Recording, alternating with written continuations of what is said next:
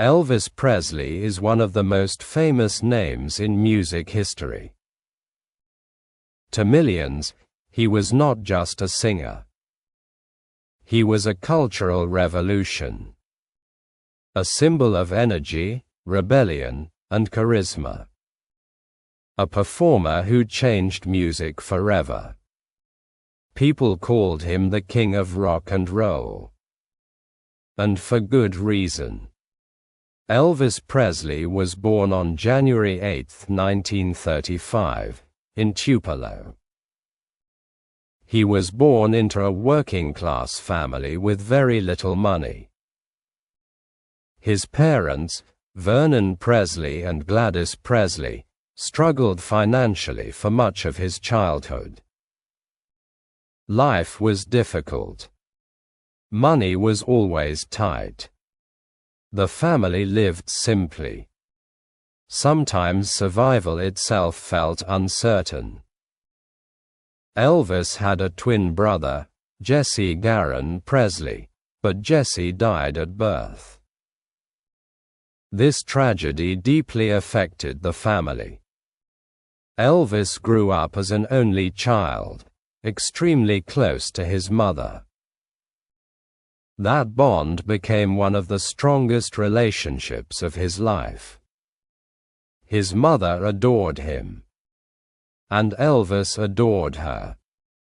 She gave him emotional security in a difficult world. Throughout his life, he remained deeply attached to her. Nobody knew that this shy boy would change global music forever. As a child, Elvis was quiet and sensitive. He was not naturally confident in the way people later imagined. He could be shy in public, reserved, even insecure. But he had something special. Music spoke to him. He grew up listening to different styles of music. Gospel in church. Country music on the radio. Blues from black musicians in the South. These sounds mixed inside him. Without realizing it, Elvis was absorbing musical influences that would later create something revolutionary. At age 11, Elvis received a gift that changed his life. A guitar.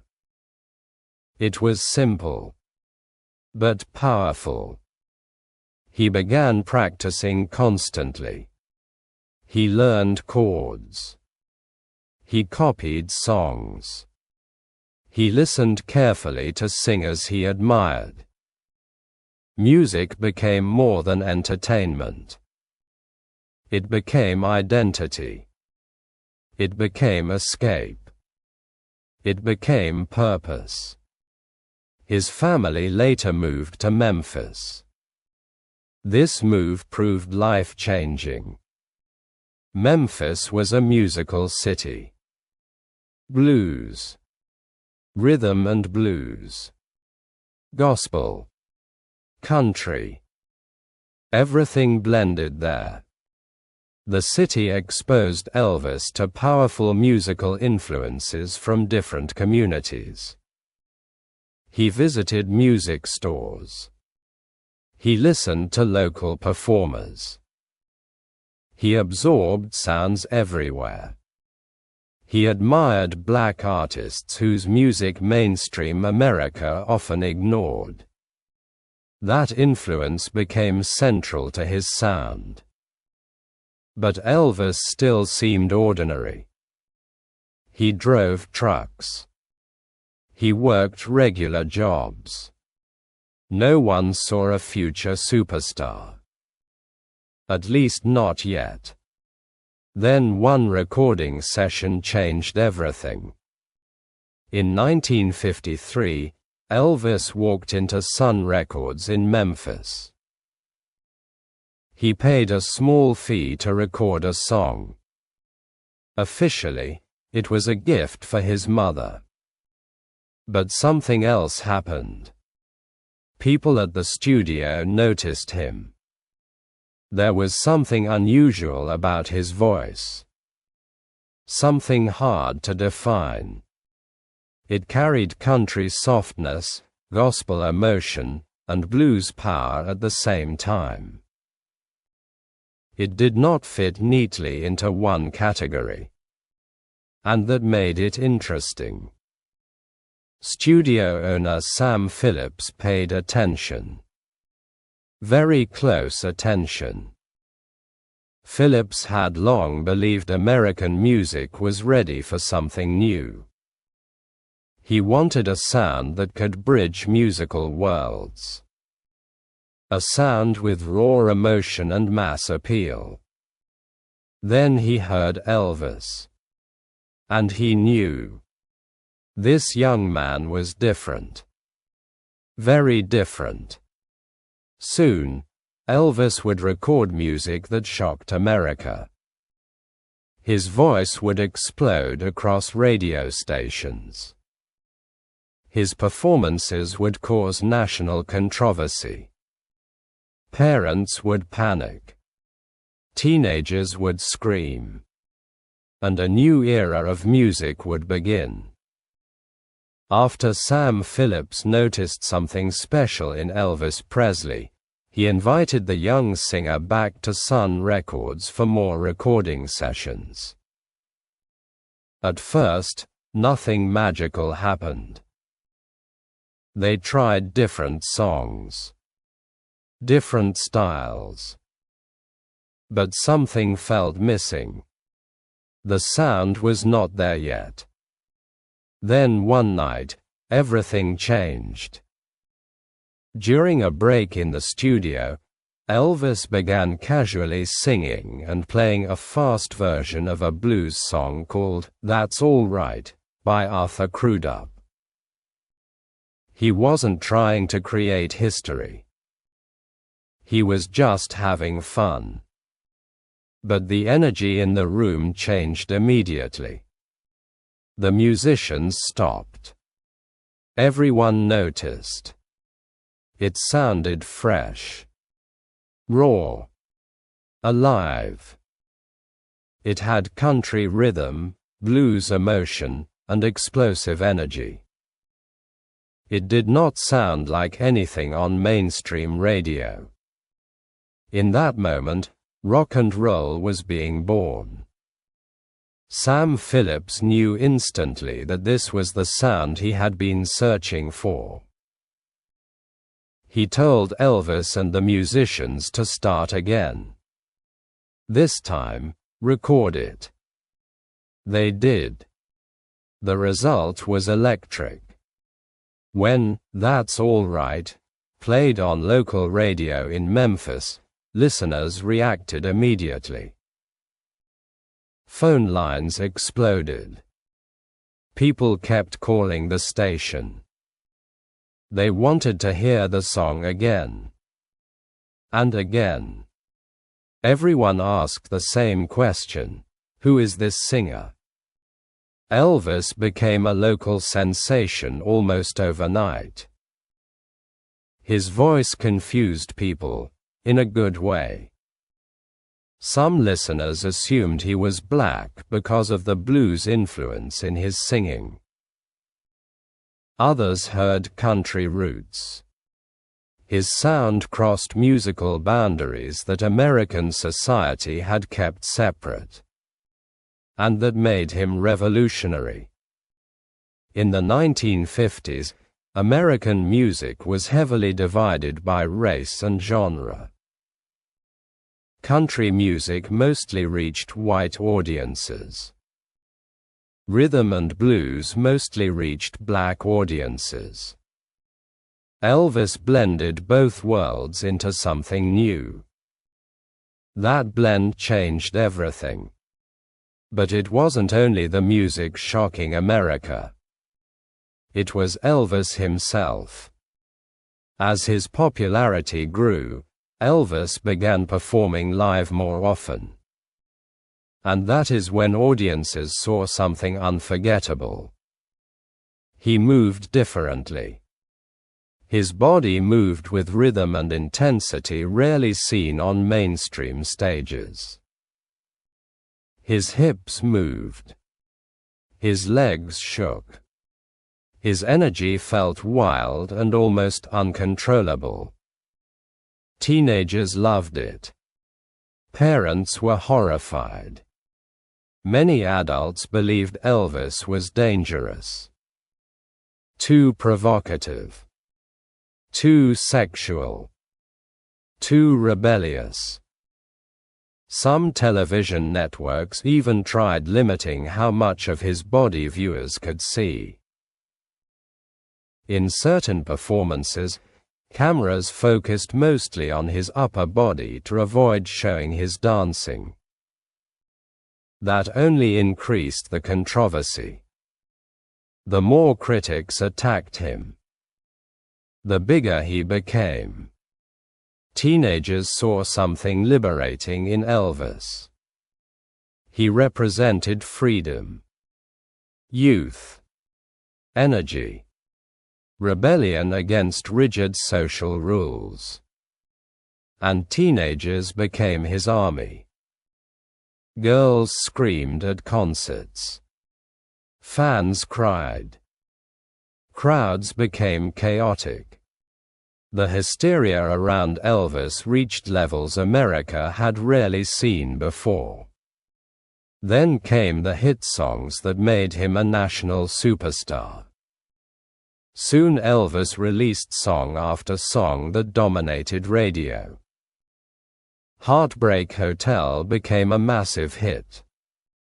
Then came Hound Dog. Then Blue Suede Shoes. Hit after hit. Each new release made his fame bigger. Much bigger. He was no longer just popular in the South. He was now a national phenomenon. Television appearances accelerated everything. When Elvis appeared on major American TV shows, millions watched. People could not look away. Some loved him. Some hated him.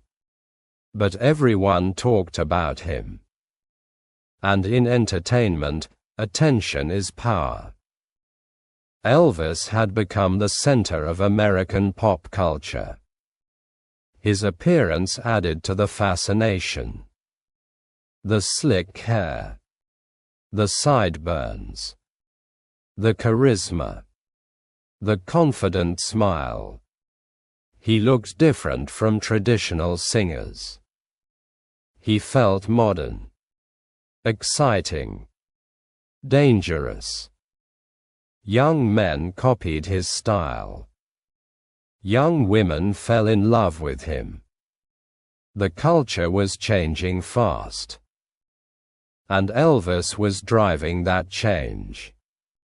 A poor boy from Mississippi had become the biggest star in America. But fame comes with pressure. Massive pressure. The higher Elvis rose, the more intense everything became. Money. Contracts. Touring. Media attention. Public expectations. His life was moving at unbelievable speed. And soon, Hollywood would call.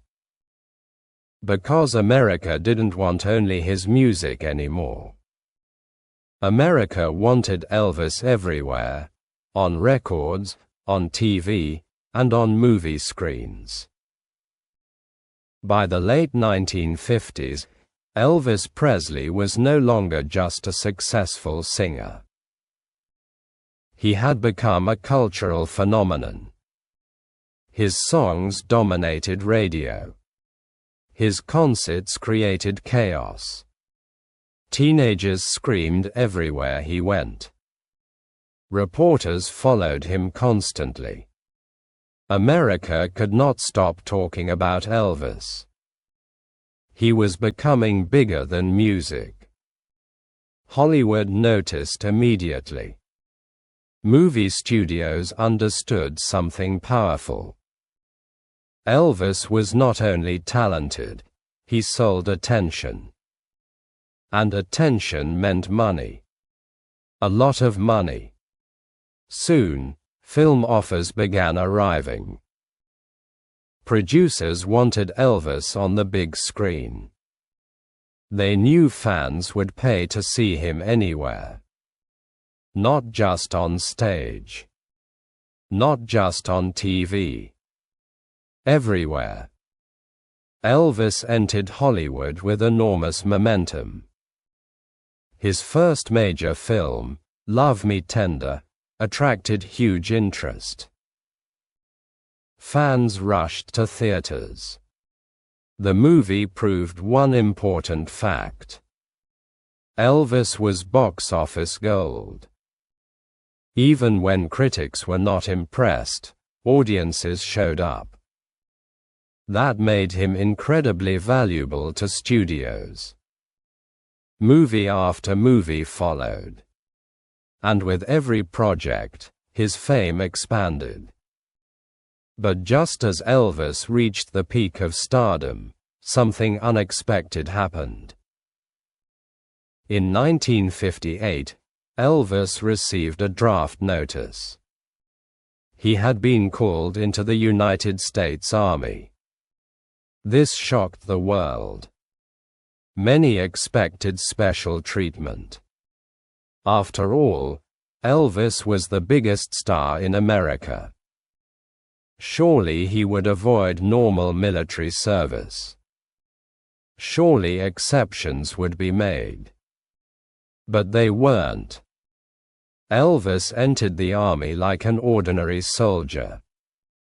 That decision changed public perception of him. Many adults who once criticized him began respecting him. They saw discipline, patriotism, responsibility. The rebellious rock star now looked honorable and mature. For Elvis personally, military service was life-changing.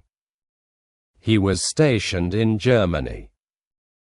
There, he experienced life away from non-stop fame. For the first time in years, life slowed down. But even overseas, tragedy struck.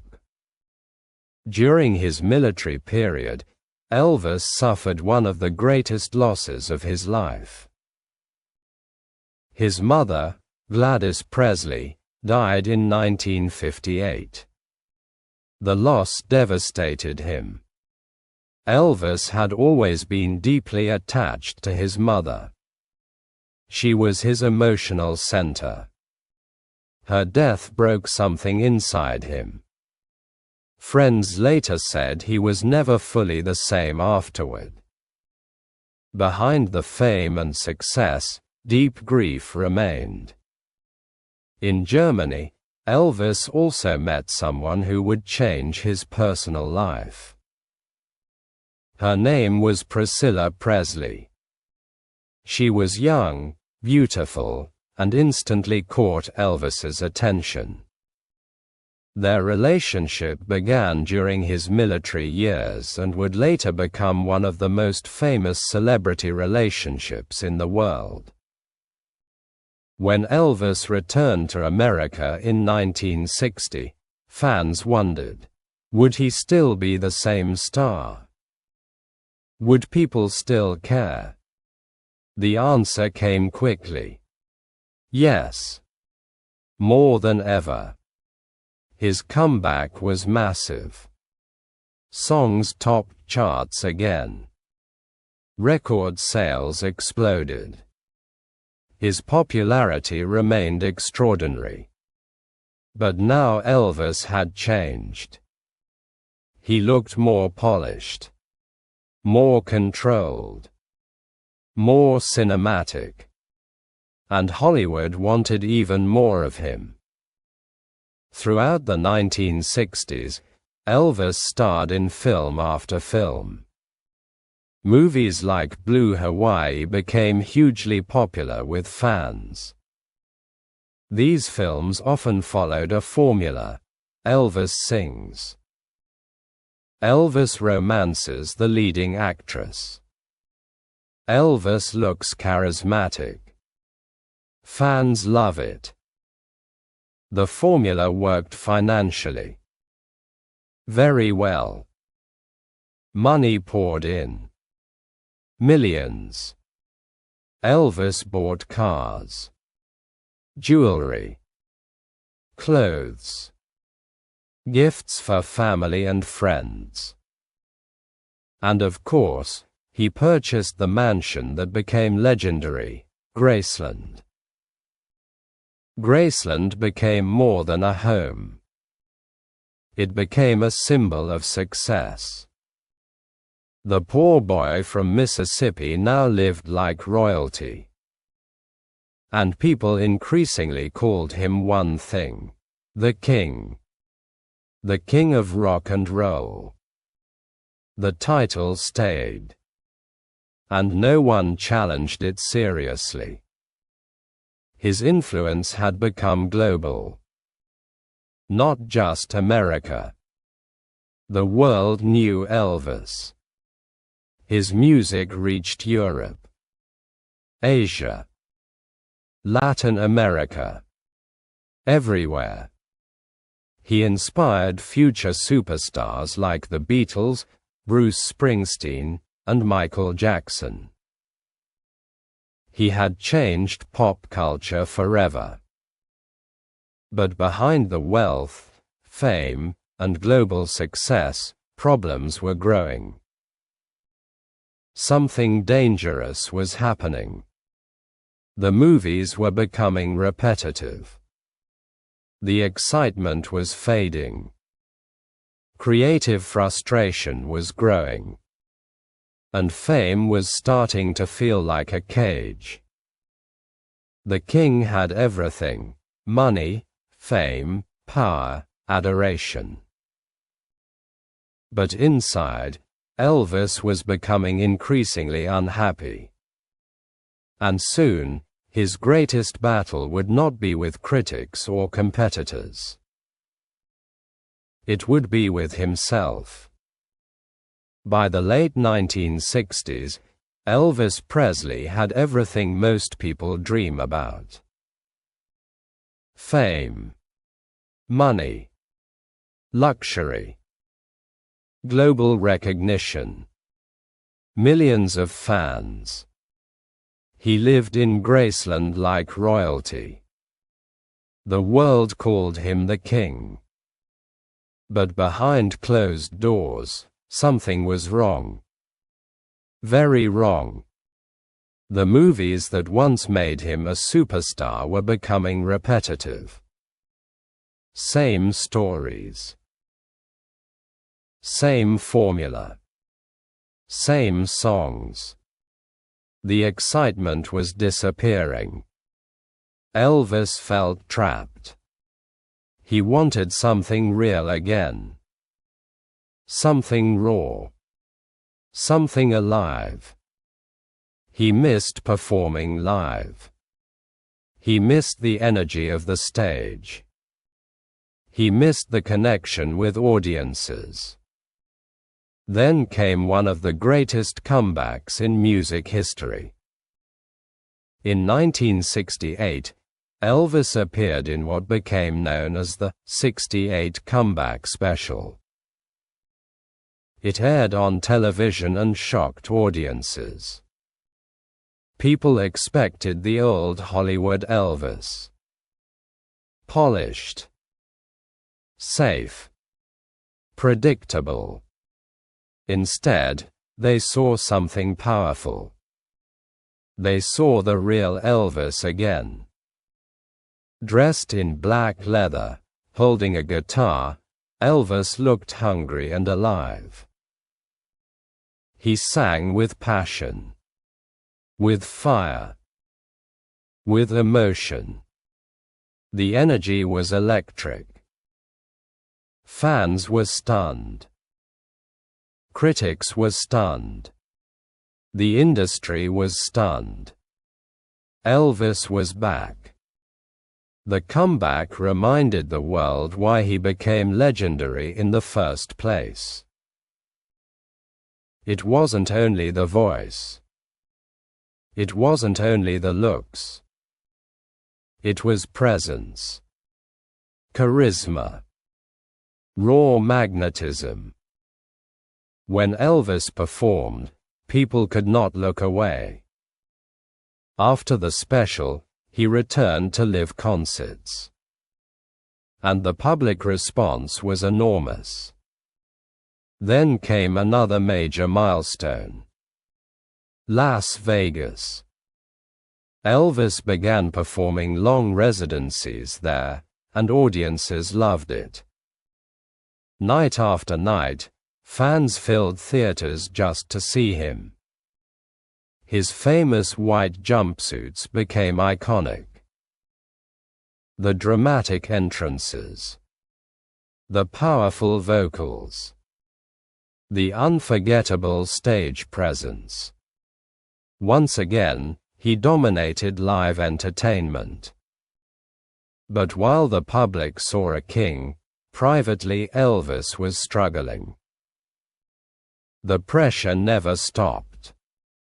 Constant touring. Constant performance. Constant expectations. His health began declining. To cope with exhaustion, stress, and insomnia, Elvis increasingly relied on prescription drugs. What began as medical treatment slowly became dependency. This changed everything. His energy became unpredictable. His physical condition worsened. Weight gain became visible. Mood swings increased. Friends and family grew concerned. The man who once moved with explosive energy now struggled physically. And loneliness grew too. Despite being surrounded by people, Elvis often felt isolated. Fame had built walls around him. Trust became difficult. Real friendship became complicated. Many people around him depended on his money and success. That kind of life can feel deeply lonely. His marriage to Priscilla Presley also suffered. The pressures of fame, touring, and personal struggles affected their relationship. Eventually, they divorced in 1973. Even after the divorce, Elvis remained devoted to their daughter, Lisa Marie Presley. He loved her deeply. Fatherhood mattered greatly to him. But internally, the battle continued. The king was fighting an enemy no audience could see. His own decline. By the mid-1970s, performances became inconsistent. Some nights, he still looked brilliant. The old magic returned. The voice remained powerful. The charisma still flashed. Other nights were difficult. Exhaustion showed. Health problems were obvious. Fans worried. But many still hoped he would recover fully. Then came the heartbreaking end. On August 16, 1977, Elvis Presley died at Graceland. He was only 42 years old. The world was shocked. Millions mourned. Fans cried. News spread across the globe. America had lost one of its greatest cultural icons. The king was gone. Or was he? because something remarkable happened after his death. His legend only grew. Elvis didn't disappear, he became immortal. Decades later, his music still plays everywhere.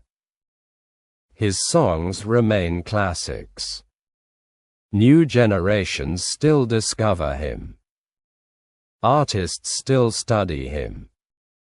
Fans still visit Graceland by the thousands. His influence is everywhere in modern music.